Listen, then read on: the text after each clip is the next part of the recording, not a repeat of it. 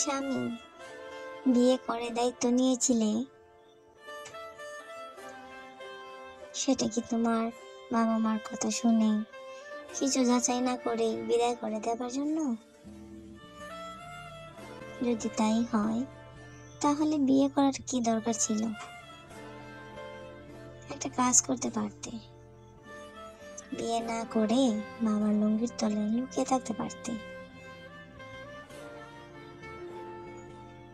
আর পা দুটো মায়ের শাড়ির আঁচলে বেঁধে রাখতে পারতে, যাতে বউয়ের কাছে যেতে না হয়। তুমি এমনই একজন পুরুষ যে তার বউয়ের দোষকে তো দোষ দাওই, সাথে গুণটাকেও দোষের রূপ দাও।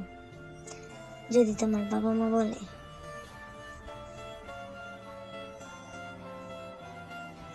অথচ বাবা মার দোষটা একবার চোখে আঙুল দিয়ে দেখাতেও পারো না।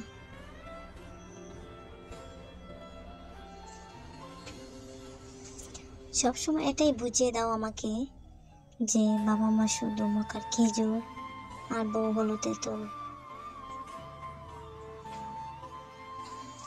বাবা মা মিষ্টি আর বউ হলো টক।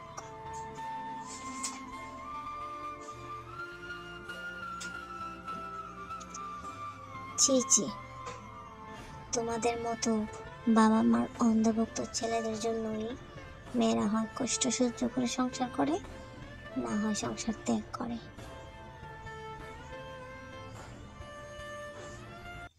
বাবা মার অন্ধভক্ত ছেলেদের কখনো বিয়ে করা উচিত না।